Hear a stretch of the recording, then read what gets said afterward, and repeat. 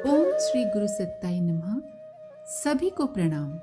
आज की ये वीडियो विशेषकर हमारी उन बहनों के लिए है जो अक्सर कमेंट बॉक्स में पूछती हैं कि महिलाओं को मासिक धर्म में नवरात्रि व्रत या जप करना चाहिए या नहीं, कितने दिन तक नहीं करना चाहिए या कितने दिन बाद करना चाहिए, क्या मासिक धर्म के दिनों में दूसरी माला लेकर जप कर सकते हैं ताकि नियमितता नहीं छूटे, क्या मासिक धर्म के दिनों में यज्ञादि कर सकते हैं, यज्ञ के कार्यक्रम में सहयोग कर सकते हैं या नहीं, मंत्र लेखन करना चाहिए या नहीं, और सबसे बड़ा प्रश्न, क्या महिलाएं मासिक धर्म के दौरान सचमुच अछूत होती हैं? तो आइए इस वीडियो में हम इन्हीं प्रश्नों पर चर्चा करते हैं कि रजोदर्शन काल में कई प्रकार के प्रतिबंध प्राचीन धर्म ग्रंथों में वर्णित हैं। भोजन आदि नहीं पकाना, उपासना गृह में नहीं जाना, इसका कारण मात्र अशुद्धि ही नहीं, ये भी है कि उन दिनों महिलाओं पर कठोर श्रम का दबाव न पड़े, अधिक विश्राम मिल सके। इन दिनों नस नाड़ियों में कोमलता बढ़ जाने से, पूरा शरीर उस वक्त कमजोर हो जाने से उन दिनों अधिक कड़ी मेहनत न करने की व्यवस्था स्वास्थ्य के नियमों को ध्यान में रखते हुए बनाई गई थी। पहले आटा चक्की नहीं थी, अतः रसोई में भोजन बनाने का अर्थ होता था खुद ही चक्की पीसना और धान कूटना। उस समय चूल्हे में लकड़ी से भोजन पकाना अत्यधिक श्रम साध्य होता था। परिवार भी बड़े होते थे, अतः विश्राम हेतु भोजन पकाने की मनाही थी। आध्यात्मिक शक्ति को धारण करने के लिए नसों का एक्टिव होना अनिवार्य है।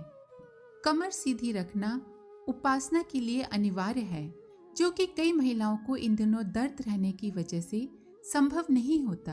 अतः किसी भी प्रकार के कष्ट से बचाव हेतु उपासना गृह में जाना और उपासना करना वर्जित है। ये वर्जित क्यों है, आइए इसे और अच्छे से समझना जरूरी है, क्योंकि ज्यादातर लोग समझते हैं कि इन दिनों महिलाएं अपवित्र हो जाती हैं। कई घरों में तो उनके साथ अछूत जैसा व्यवहार भी किया जाता है, जबकि नारी तो शक्ति स्वरूपा है, वो किसी भी स्थिति में अछूत नहीं होती। तो आइए मंदिरों में जाना क्यों वर्जित है ये समझते हैं। आयुर्वेद के अनुसार 3 जैविक ऊर्जा या 3 बायोलॉजिकल एनर्जीज हैं जो एक व्यक्ति के मन और शरीर में मौजूद हैं। इन ऊर्जाओं को दोषों के रूप में जाना जाता है। इन 3 दोषों के नाम हैं वात, पित्त और कफ। माना जाता है कि ये दोष 5 मूल तत्वों से उत्पन्न होते हैं, जिन्हें पंचभूत कहा जाता है: पृथ्वी, जल, अग्नि, वायु और आकाश। जब ये सभी दोष मनुष्य शरीर में बैलेंस्ड या संतुलित स्थिति में मौजूद होते हैं तो मनुष्य स्वस्थ रहता है, जबकि इनके असंतुलन या इम्बैलेंस के कारण शरीर में विकार उत्पन्न हो सकते हैं। मासिक धर्म के दौरान वात प्रमुख दोष है। मासिक धर्म का प्रवाह वात दोष द्वारा नियंत्रित होता है। मासिक धर्म के दौरान शरीर में ऊर्जा की अधिकता हो जाती है, क्योंकि स्त्री का शरीर गर्भावस्था के लिए तैयार हो रहा होता है। यदि गर्भ स्थापना नहीं होती है तो मासिक धर्म शुरू हो जाता है और मासिक धर्म के दौरान शरीर में निर्मित ये ऊर्जा समाप्त हो जाती है। वात के 5 प्रकार होते हैं।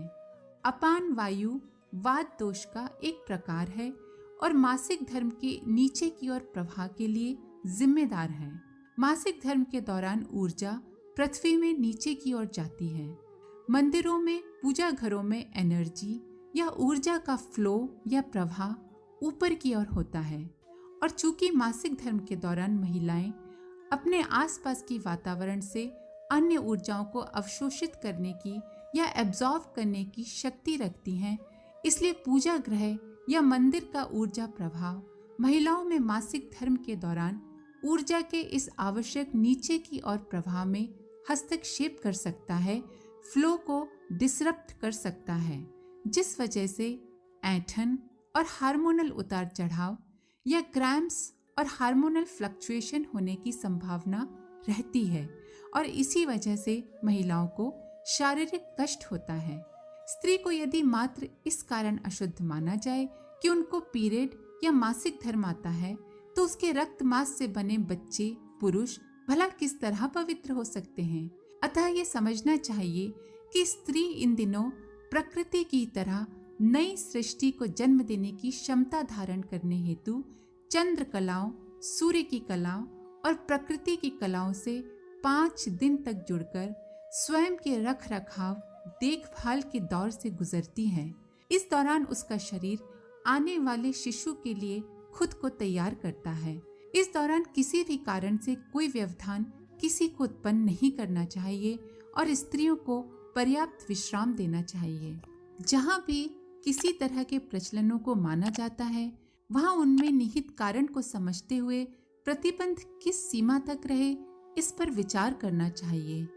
हमें ये अच्छे से समझना चाहिए कि जिस समय ये प्रचलन बनाए गए थे, उस वक्त का वातावरण, उस वक्त का समाज और उस वक्त की परिस्थितियां कुछ और थीं, जो कि आज बदल चुकी हैं। इसीलिए तिल को ताड़ बनाने की आवश्यकता नहीं है। कारण और निवारण का बुद्धि संगत तालमेल विवेक पूर्वक बिठाने में ही औचित्य है। शरीर के कतिपय अंग द्रवमल विसर्जन करते रहते हैं। पसीना, मूत्र, आँख, नाक आदि के छिद्रों से निकलने वाले द्रव भी प्रायः उसी स्तर के हैं जैसे कि ऋतुस्राव। चोट लगने पर भी रक्त निकलता रहता है। फोड़े फूटने आदि से भी प्रायः वैसी ही स्थिति होती है। इसीलिए इन अवसरों पर स्वच्छता के आवश्यक नियमों का ध्यान रखा जाना चाहिए, पर बात का बतंगड़ बना देना अनावश्यक है। प्रथा प्रचलनों में कई आवश्यक हैं और कई अनावश्यक। कईयों को कड़ाई से पालन किया जाना चाहिए और कईयों की उपेक्षा की जानी चाहिए। सूतक और अशुद्धि के प्रश्न को उसी दृष्टि से देखा जाना चाहिए जिससे कि प्रचलनकर्ताओं ने उसे आरंभ किया था। उनका उद्देश्य उपासना जैसे आध्यात्मिक नित्य कर्म से स्त्रियों को वंचित करना नहीं था, वरन ये था कि स्त्री को उचित शारीरिक और मानसिक विश्राम मिले। आज भी जहाँ अशौच का वातावरण है, वहीं सूतक माना जाए और शरीर से किए जाने वाले कृत्यों पर ही कोई रोकथाम की जाए। मन से उपासना करने पर तो कोई स्थिति बाधक नहीं हो सकती। इसीलिए नित्य की उपासना मानसिक रूप से जारी रखी जा सकती है। पूजा उपकरणों का स्पर्श न करना हो तो न करें, ये आपकी इच्छा पर निर्भर है। इसको और अच्छे से समझने के लिए हमारा एक वीडियो सूतक और मासिक धर्म में उपासना करें कि नहीं अवश्य देखें, जिसका लिंक ऊपर आई बटन में दिया गया है।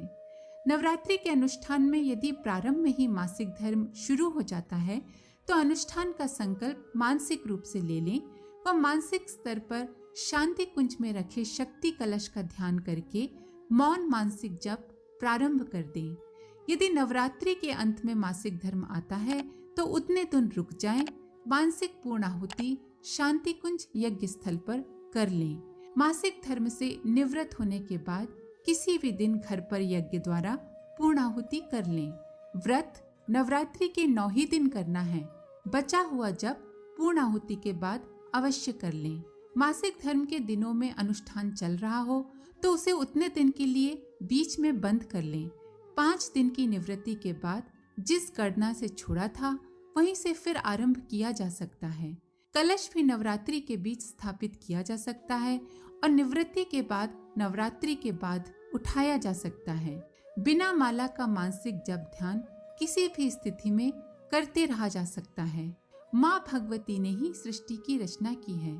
स्त्री के कॉम्प्लेक्स प्रजनन सिस्टम का सॉफ्टवेयर उन्होंने ही स्थापित किया है जिससे सृजन चलता रहे। अतः उन्हें आपकी मनस्थिति व परिस्थितियों का भान है। आपसे तो माँ चेतन स्तर पर स्वयं जुड़ी हैं। स्त्रियां तो माँ जगदम्बा का प्रतीक है।